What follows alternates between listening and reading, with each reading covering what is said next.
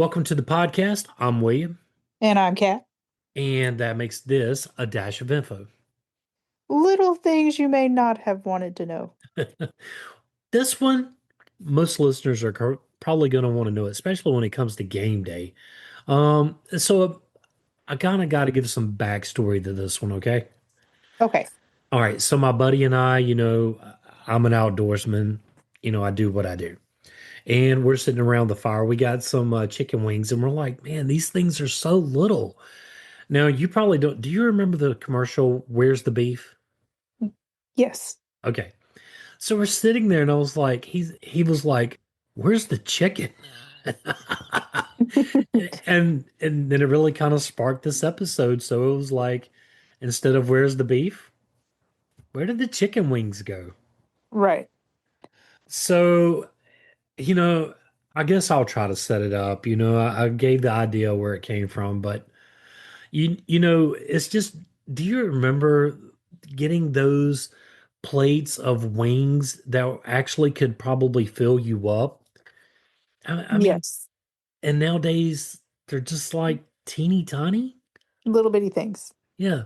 So something has changed, and it's not just our imagination, is it? I hope not. Yeah.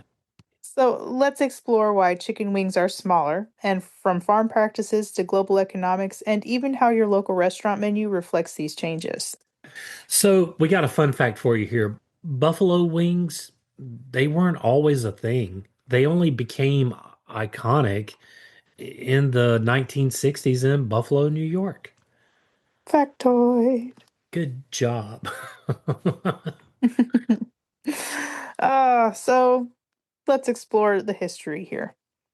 So, buffalo wings were invented in 1964 at the Anchor Bar in Buffalo, New York by Teresa Bellissimo. The story goes that she deep fried leftover wings, tossed them on hot sauce, and served them with celery and blue cheese, which you'll still see that today. And those are the best wings. You know, Hmm. but by the 1980s and 90s, well, buffalo wings, they spread nationwide, becoming a staple at bars, sport venues, and casual dining restaurants. And some restaurants actually built their brand on buffalo wings.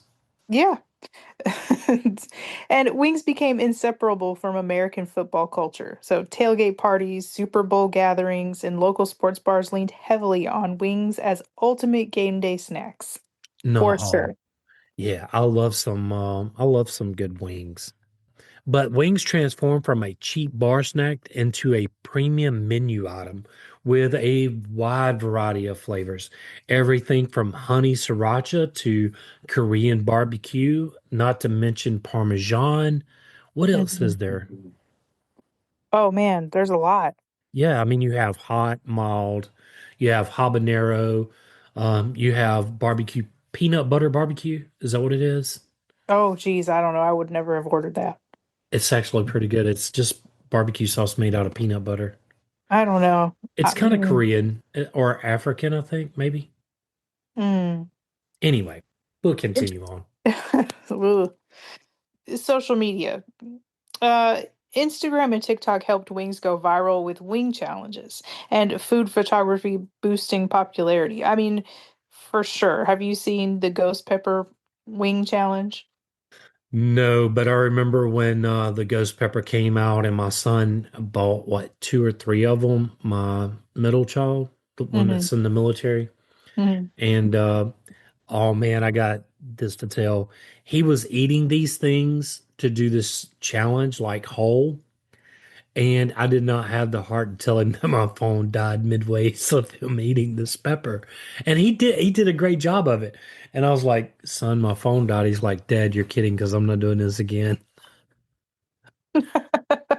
No way. Yeah, but anyway, no, I haven't really seen any of those.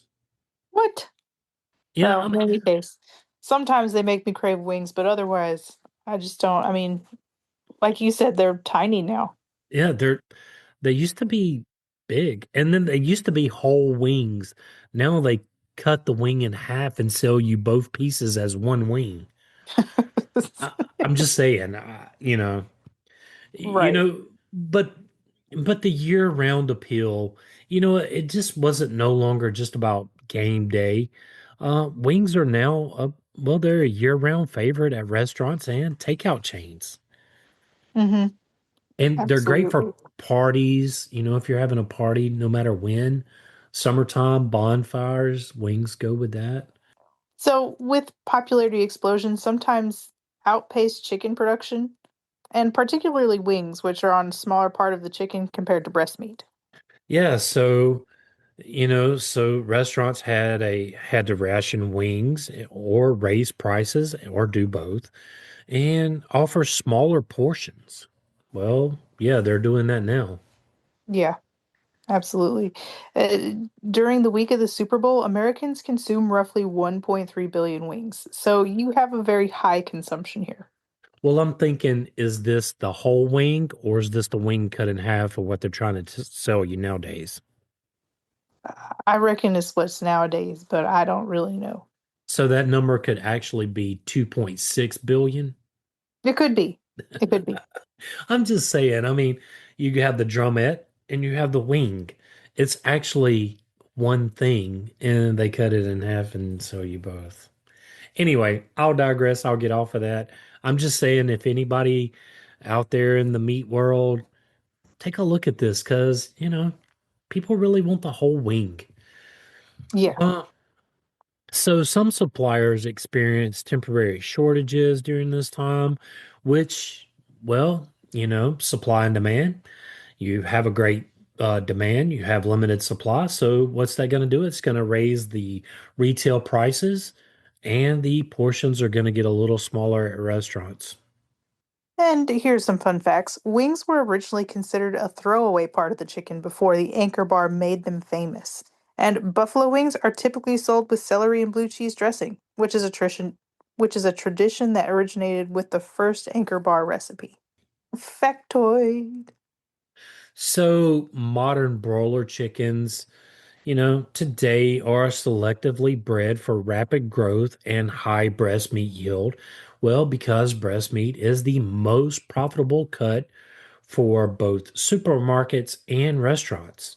And wings, by contrast, are a smaller part of the chicken and they're considered to be less valuable per pound. So, when breeding these chickens, companies really focus on the breast portions and not really the wings. Dang. Isn't that Sad. sad though? That is sad. Modern chickens can reach market weight in just 6 to 7 weeks compared to 12 to 16 weeks, which decades ago. Wow. So we cut the time in half. So I wonder how many GMOs are in those chickens. Uh, you know, it just makes Mhm. me want to own chickens of my own at this point. Yeah. However, wings don't scale up at the same rate as the rest of the body. So while a chicken may be 2 to 3 times heavier than the 1950s chickens, well, the wings may only be 1.5 times larger. Dang. So wings appear smaller relative to the overall bird and other cuts like the breast. No, they don't appear smaller. They are smaller than they used to be. You're right. This appear is not a good word there. No, it's not. Well, Um, wings are less profitable per pound than breast meat, so farmers focus resources on feed, growth optimization on larger, meatier sections. yeah, and restaurants and suppliers, they pass this economic reality on to consumers, sometimes reducing portion size to, well, maintain that price. Yeah. So even though chickens are physically larger than in the past, your plate may feature wings that feel smaller compared to other cuts. It's because they are. Yeah, I was just going to say they are. But, that's a subtle but significant consequence of industrial breeding priorities. I want my full size wings back. Can we get those back? Anyway, Yeah.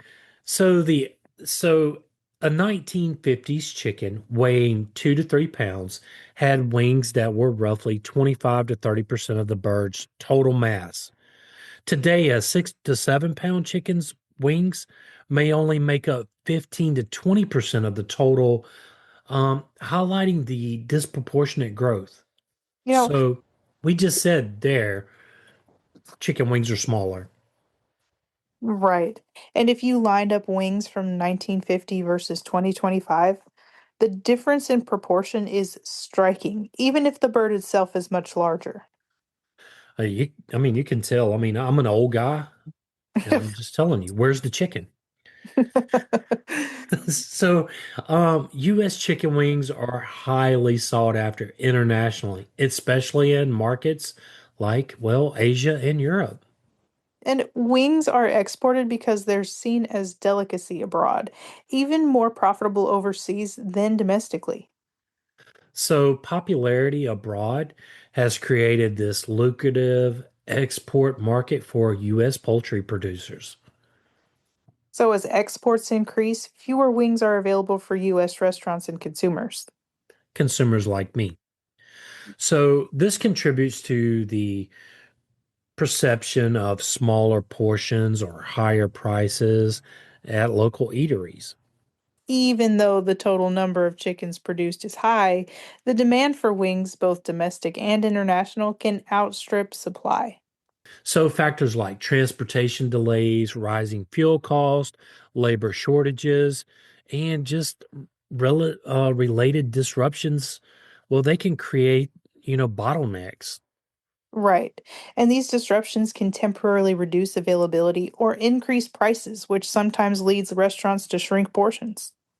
So, an example of this would be a slight hiccup in processing or shipping, which can affect how many wings make it to menus across the country. And I Hmm. think before we go any further, we just take a small break. Absolutely. Okay, we'll be right back. So now that we're back, you want to take on the export spike in 2022? Absolutely. So in 2022, increased international demand for U.S. wings, especially in Asia, led to temporary shortages domestically. And restaurants reported smaller portions or higher prices, and some wing heavy menu items were, well, they were limited. So, consumers noticed, why do my wings look smaller than last year? And the answer often lies in the global market. Yeah, so the U.S. exports millions of pounds of chicken wings annually, making them one of the top poultry export items. And wings are sometimes more valuable overseas than breast meat, which flips the typical profit hierarchy for farmers. Yeah, and consumers. Absolutely.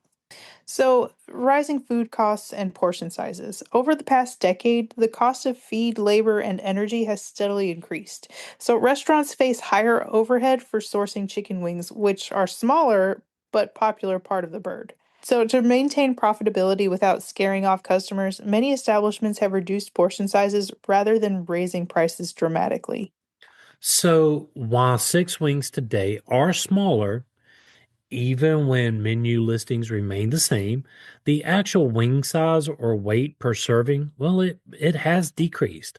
So a six wing order today might be 20 to 30% lighter than a similar order 5 years ago, reflecting both supply pressures and inflation. So you're not just losing your mind when you see smaller wings.